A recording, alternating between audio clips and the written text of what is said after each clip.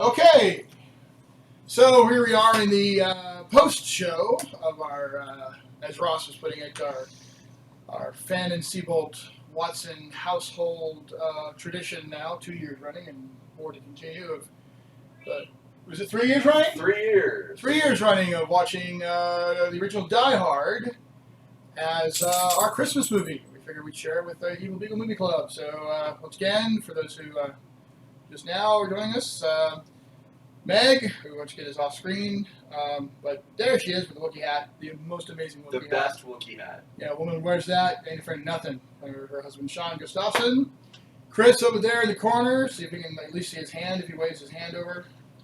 There he is, there's Chris. There's Scott Crossan. We are joined by the lovely Susan DeHaan, who showed up right as we were finishing up the pre-show.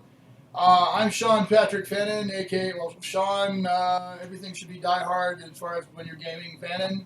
Carinn still shouting from the kitchen. Carinn, it's still too damn loud, Seabolt. And Ross, no wait, I've got something else cool to say about this movie, Watson. We had a fantastic time watching that.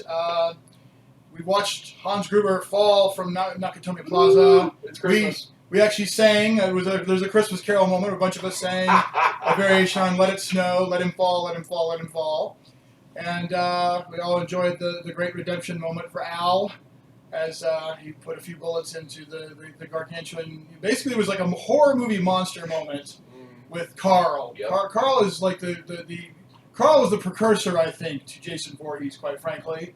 Well, Jason came out a long time before this movie, but yeah. Well, okay, then Carl was the spiritual successor to Jason Voorhees in action movies, what have you. So,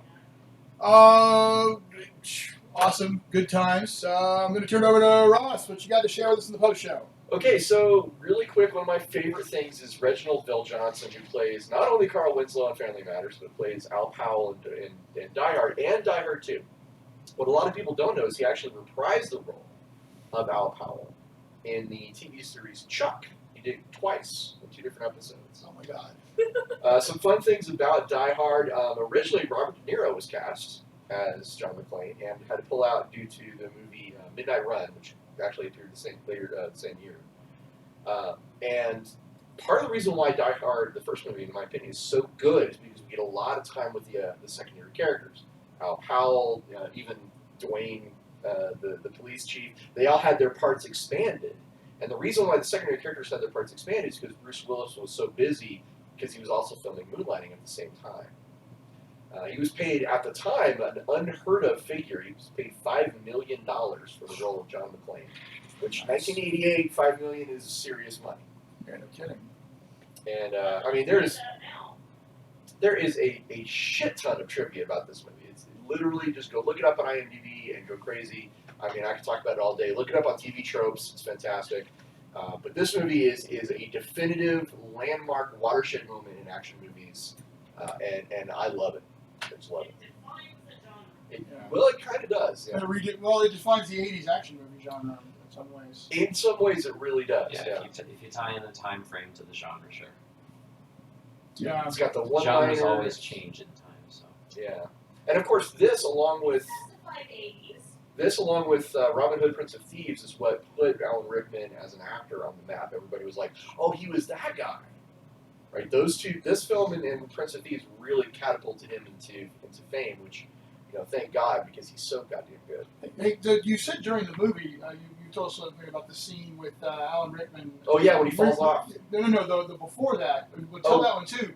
But when they encounter each other, when John first encounters him, tell that story. Okay, very briefly, they actually didn't have a plan for Hans and McClane to face off with each other. But once they found out that Rickman could do a great American accent, they set it up in the movie to where they would face off the way they did with him pretending to be a hostage. Very, very cool. And what was the trivia point about when he fell?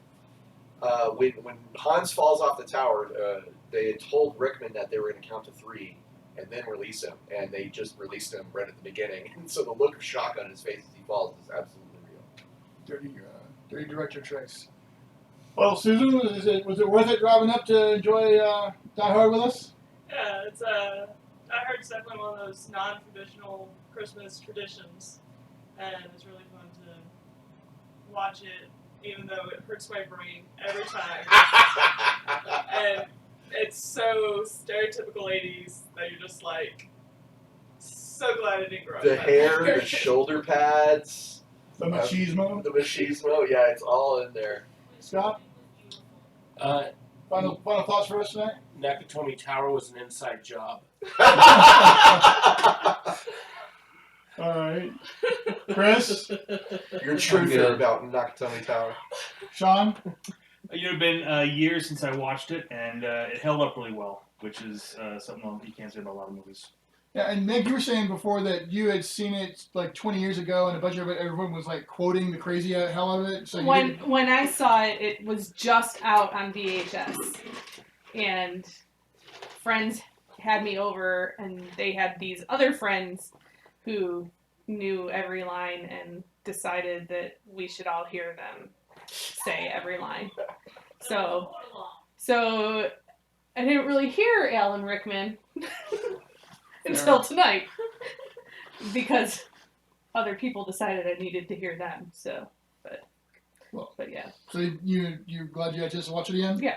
Very, very cool. Well, for me, it was always awesome watching the movie. I rely very heavily on classic action-adventure movies for how I run my games. And a lot of the games that I run, I rely, and I'll oftentimes refer to Die Hard. So those of you who are watching who are gamer fans and know the Savage World system, Ross was reminding me how in the early days when I was helping teach Savage Worlds, I would often refer to the idea of soaking wounds, which is a mechanic in Savage World. You get to spend one of your bennies, which is a little chip or whatever that you have. It's a player resource. And when you get hit with a lot of damage, it may look like you've been beat all to hell, but you soaked most of the worst part of it. So if it's not superficial, at least it's not stopping you from still being a badass. And I always refer to that as the John McClane effect. And when you watch, what was this guy you were saying about how many wounds, they calculate how many wounds he'd actually taken? I believe it would take 6 or 7 John McClanes to actually complete this movie. The amount of blood he spills, the amount of injuries he sustains, he would need 6 replacements. Yeah, so the John McClane effect is, a classic gamer. Whenever you've taken a crap ton of damage, but yet you still keep going at full force, still be able to fight the monstrous German bad guy, still take a bullet to the shoulder, but at the end still manage to dead-on drill to the final bad guys and save your wife. That's the John McClane effect. So I do consider Die Hard to be very definitive as a gamer movie. Speaking of gamer movies, there's a moment where there's a term I picked up, and others recognize it elsewhere. I first learned of it when I was hanging out with the guys who were playing Living Greyhawk back in Ohio. And they called, we're going to Greyhawk the room. We're going to Greyhawk the field. And Greyhawk is a setting from the classic days of D&D. And to Greyhawk something was to kill everything and then take all the stuff. Yeah, the classic murder hobo thing. But John McClane actually is a classic gamer in this respect. He grabs all of the stuff from these guys. He grabs their bags, he grabs their IDs, he grabs their cigarettes, he grabs their lighters, including all the ammo and all Radios. This is what you do when I watch a movie and I see a dude with a gun take out a bunch of guys with machine guns and then run past them like, you idiot! Grab the better guns! Grab all the guns! Well, in this day and age, I would say grab the cigarettes because they are damn expensive. Let's say that's if you're in survival land, yeah. But for me, it's the guns and the ammo and all that kind of stuff.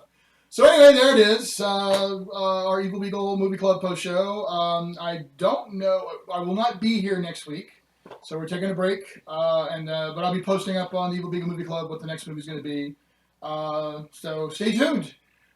Thanks everybody for joining us. Thank you for watching, and Merry Christmas! And to all a good night.